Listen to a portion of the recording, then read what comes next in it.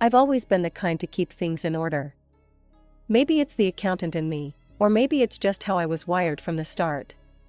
So, when Mark and I got serious about tying the knot 25 years ago, I insisted on getting all our ducks in a row first, financially speaking. You really think we need one of those prenup things? Mark had asked, scratching his head as he looked over the papers I'd drafted. Mark, it's not about trust, I'd explained, trying to keep the annoyance out of my voice. It's about being practical. We both have careers, assets, and maybe different paths down the line. We need to think ahead. He'd sighed, that long drawn-out sigh he uses when he knows he's not winning the argument. Alright, Robin, draw it up however you see fit. Just make sure there's room for love in all those clauses. And so, I did. Our prenup was straightforward: property registered in your name stays yours. Money gets split down the middle. I made sure we were both protected, which seemed romantic in its own bureaucratic way.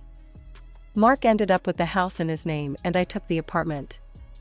We kept our finances as joint as possible, but when it came to big purchases like cars, furniture, and appliances, I was the one hitting the stores and keeping the receipts, meticulously filed under household in my home office. Why do you bother keeping all those receipts, Robin?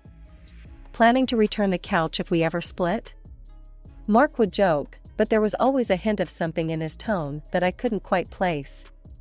Every good accountant knows the devil's in the details, Mark. Besides, you never know when you might need proof of purchase. I'd shoot back, with a half-smile. Proof of purchase, proof of love, all the same to you, huh?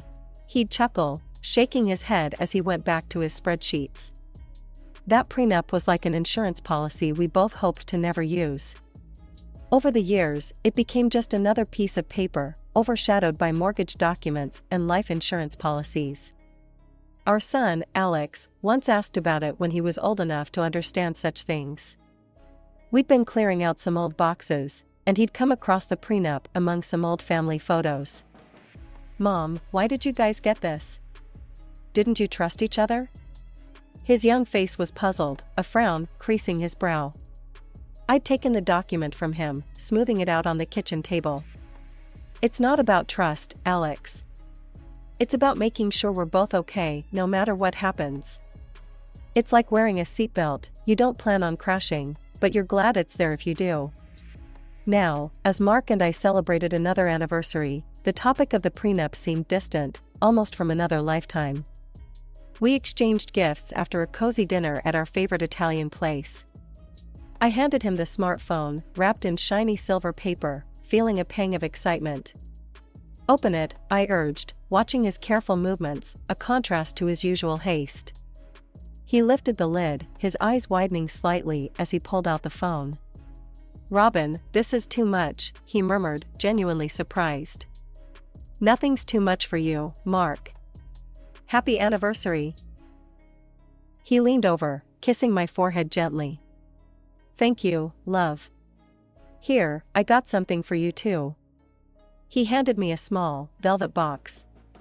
Inside was a beautiful ring, simple yet elegant, its stone catching the light and throwing colors across the table.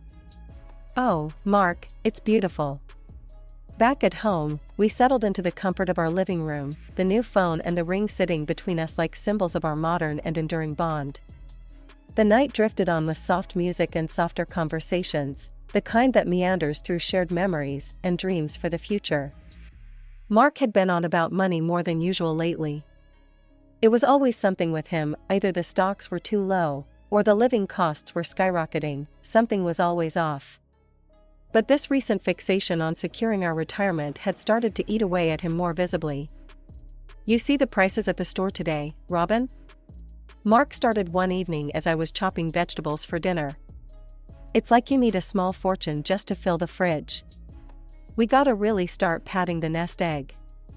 I sighed, keeping my focus on dicing the carrots rather than his brewing worry. Mark, we've got the house, the apartment, and savings. We're not exactly on the breadline. Can you just ease up on the money talk for one night? Mark's expression softened a bit, but I could tell he wasn't convinced. That's why I wasn't entirely surprised when, later that week, He suggested a walk after dinner, something to get us out of the house and supposedly clear our heads. The evening was cool and crisp, the sun just setting with streaks of orange and pink across the sky. We walked in silence for a few minutes before Mark broached the topic he'd clearly been stewing over. "Robin, about the retirement stuff. There's a way we could secure a couple $100,000 more to our retirement fund. Easily." I frowned, stopping in my tracks. "Easily? How's that then?" He glanced around before leaning closer. "We could skim a bit from the company accounts. I figured out a way that no one would notice. I'm in finance, remember?" My stomach turned cold. "Skim from the company? Mark, that's stealing." He chuckled, a nervous, off-kilter sound. "It's not really stealing, Robin. It's just reallocating funds temporarily. We'd put it back before anyone noticed." I stared at him, shocked and trying to understand if I was actually hearing this. "Are you joking? Please tell me you're joking." Mark's face shifted through several expressions before settling on a laugh. "Of course, I'm joking. You should have seen your face. It's just a test, Robin, to see if you'd ever go along with something like that." I forced a laugh, though it felt like shards of ice were sliding down my spine. "Good one, Mark. You really had me going there." We resumed walking, but the air between us felt charged, heavy with words unsaid and trust slightly tarnished. I wanted to believe it was just a joke, a poor attempt at humor, but something in the way he'd said it stuck with me. The office had been buzzing with the news of the chief accountant's sudden departure for a week before they announced his replacement. I wasn't prepared for the whirlwind that was Clara, the new chief accountant. Over the next few weeks, Clara made it clear she wasn't happy with how things were running, especially with my work. She'd send back my reports with red marks all over them, asking for revisions on calculations I knew were accurate. Her criticisms felt less like constructive feedback and more like targeted attacks. I started to suspect she wanted me out, but I couldn't understand why. A few days later, during a routine management meeting, I noticed an error in one of Clara's financial projections. It was a significant mistake that could mislead department budgeting decisions. I hesitated, knowing pointing it out could land me in hot water, but my commitment to the company's well-being won out. "Clara, I think there might be a discrepancy in the figures on slide 17, I interjected cautiously as she presented. The room fell silent. Clara's eyes snapped to me, a flash of anger crossing her features before she regained her composure. "Thank you, Robin. I'll review that later." But the damage was done. After the meeting, Clara summoned me to her office. As soon as I stepped in, she closed the door with a click that sounded like a jail cell locking. "Robin, I don't appreciate being embarrassed in front of the entire management team. I don't know what your angle is, but I'll make this clear, you're not fitting in with the direction I want to take the team," she hissed, her usual polished tone replaced with icy venom. The following week, I was called into the director's office. Mr. Henson was a stern man, who valued stability above all else. "Robin, I've been informed by Clara that your performance has been subpar. Given the discrepancies she's reported, we've decided to let you go," he stated, not meeting my eyes. "I've given 20 years to this company, sir. I've always ensured our accounts are flawless.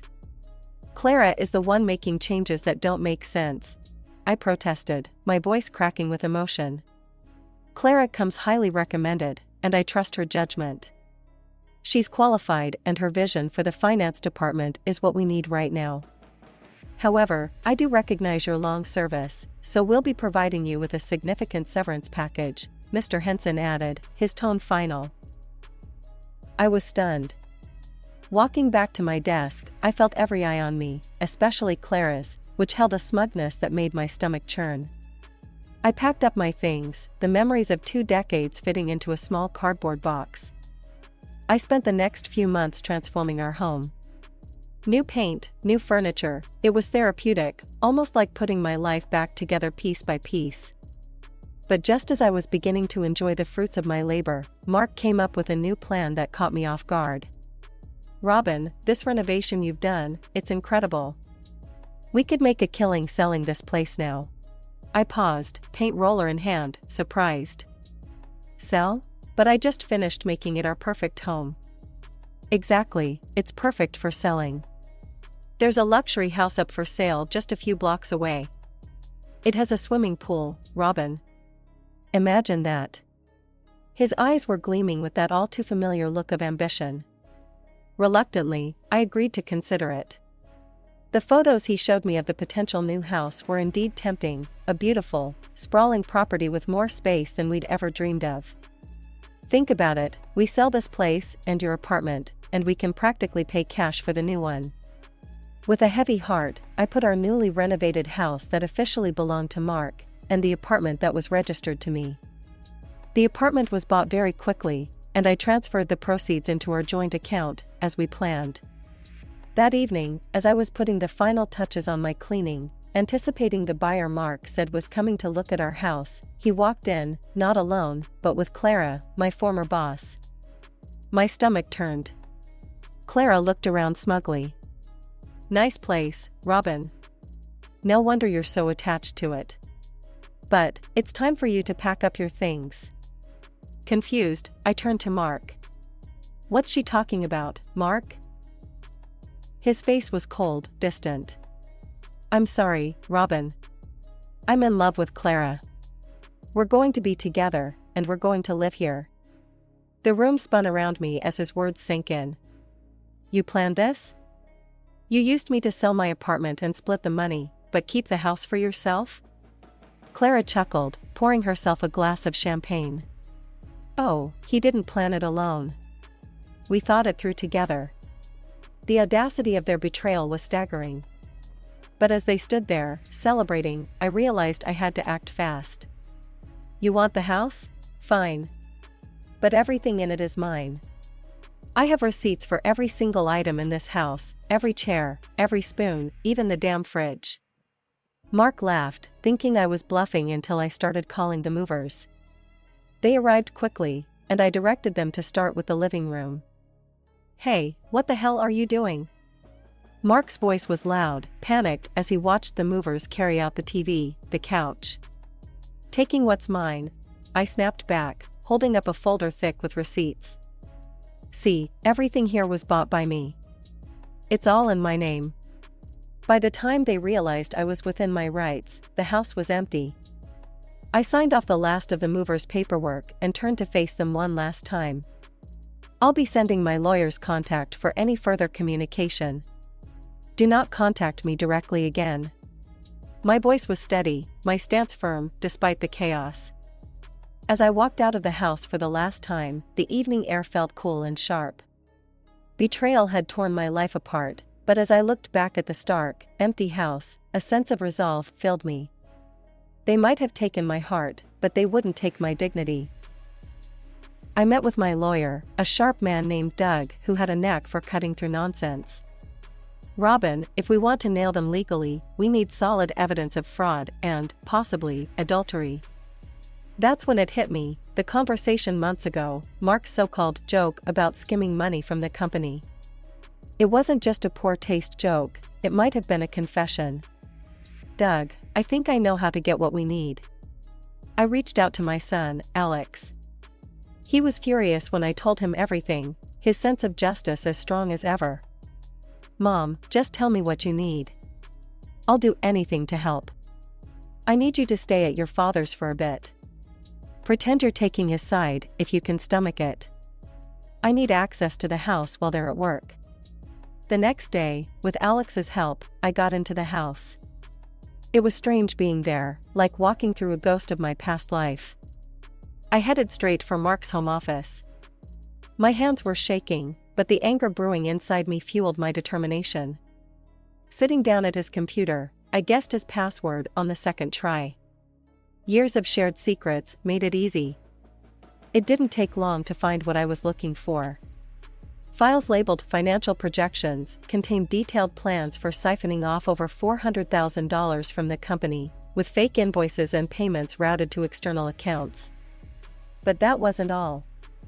Tucked away in a hidden folder were videos, intimate encounters between Mark and Clara, in the office no less. Watching just enough to confirm their content, I felt sick to my stomach. But this was the evidence we needed. I copied everything onto a USB drive, my hand steady but my heart pounding like a drum. This wasn't just about divorce anymore, it was about bringing them to justice. Back in my rented apartment, Doug was waiting. I handed him the drive. "You were right about needing evidence. This should be more than enough." Doug plugged the USB into his laptop, his brows furrowing as he skimmed through the files and watched brief clips of the videos. "Robin, this is substantial. With this, we can not only secure a favorable divorce settlement but also get them prosecuted for embezzlement." The weight of what I'd done, the secrets I'd uncovered, it all settled around me like a heavy cloak. "I just want to make sure they can't hurt anyone else, Doug. I can handle the heartbreak, but the deceit and theft, they're going too far." Doug nodded, his expression grim but resolute. "They won't get away with it, Robin. Not on my watch." After securing the evidence, I didn't just sit back and watch the world turn, I decided to act.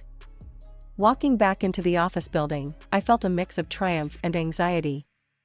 The receptionist looked up, surprised but not unfriendly. "Robin, it's been a while. Can I help you?" "Yes, I need to see Mr. Henson." "It's urgent." She nodded, punching in a call on her phone. "Mr. Henson, Robin Johnson is here to see you." "Yes, she says it's urgent." Moments later, I was ushered into Mr. Henson's office, the place where my career had flourished and faltered. Mr. Henson stood to greet me, confusion etched across his face.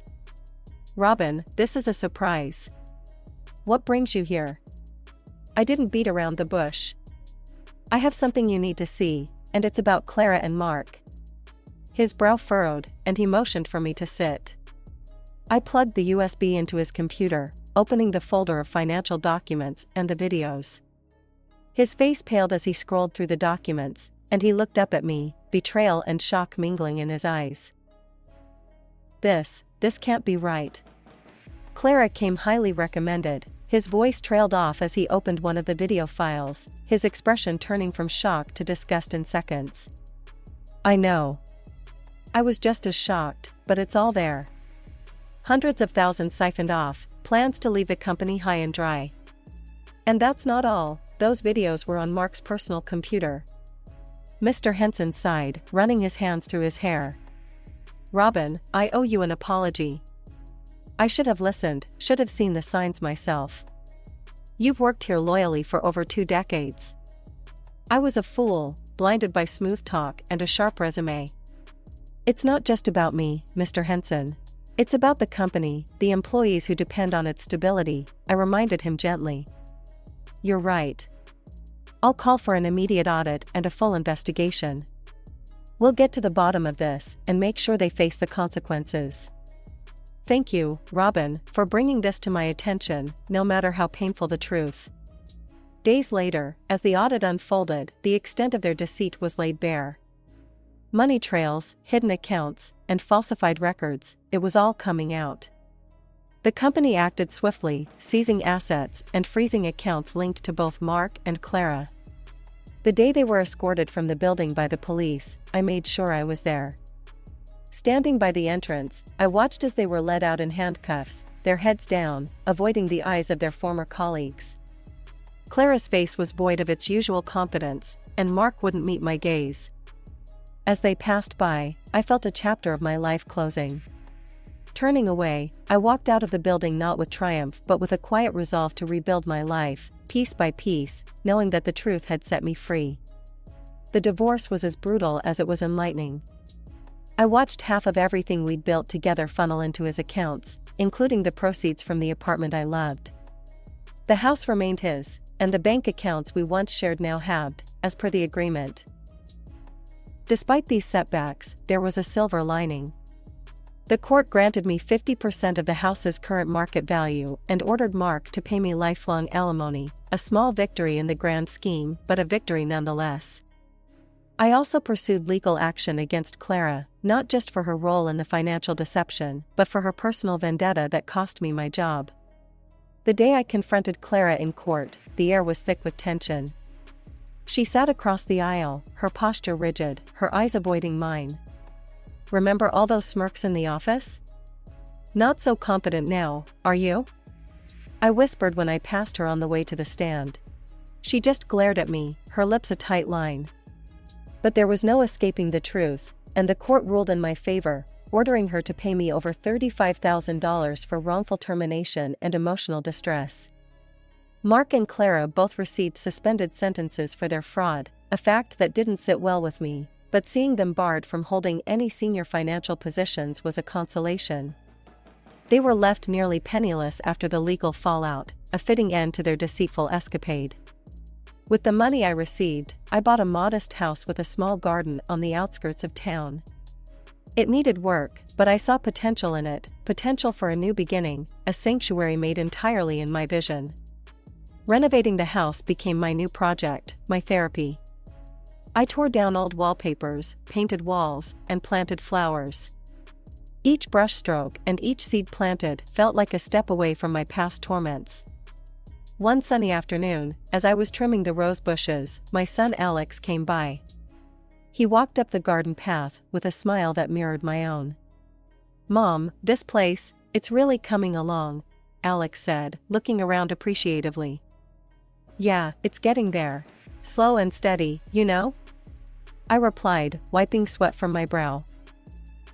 As we sat on the newly installed porch, sipping lemonade, I told him about my plans for a small vegetable garden in the back and maybe even a little workshop where I could start my woodworking hobby. Just as I began to enjoy this newfound peace, my phone buzzed with a name I hadn't expected to see, Mr. Henson. "Robin, it's good to hear your voice. I was wondering if we could meet up. There's something important I'd like to discuss with you." His voice sounded unusually urgent over the phone. Curiosity piqued, I agreed to meet him at the office the next day. Walking back into the building where I spent so many years of my life felt surreal. Everything looked the same, yet I was so different now, stronger and more resolved. Mr. Henson greeted me at his office door with a warm, somewhat sheepish smile. "Robin, thank you for coming on such short notice." I took the seat he offered across from his desk, my curiosity growing by the second. "Of course, Mr. Henson. What's this about?" He took a deep breath, his hands clasped together on the desk. "Robin, after everything that's happened, it's clear that I made a significant mistake. I let you go, a decision influenced by false accusations and misjudgment of character." I nodded, appreciating his candor, but waiting for the real reason behind this meeting. He continued, "I want to right that wrong. The company has not only felt your absence in terms of skill, but also in integrity and leadership. I would like to offer you the position of chief accountant. It's what you deserve, and frankly, it's what the company needs." The offer took me by surprise.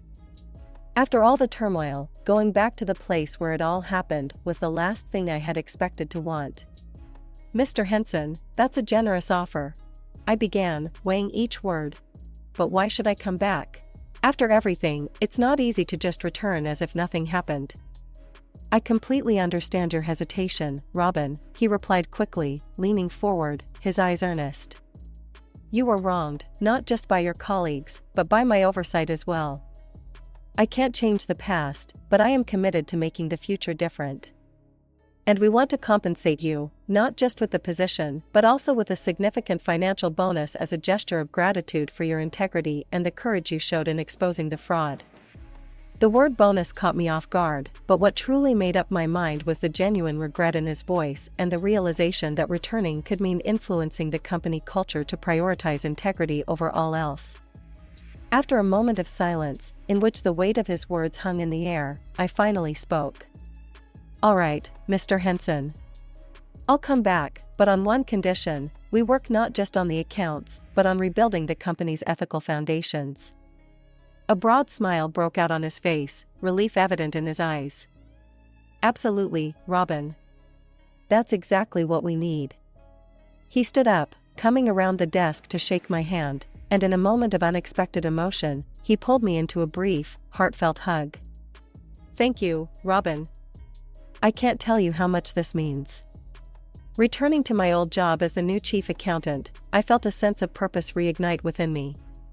I enjoyed the freedom of shaping my department, instilling in every employee the values I held dear. The financial bonus allowed me even more comfort in my new home, adding a layer of security and satisfaction to my rebuilding efforts.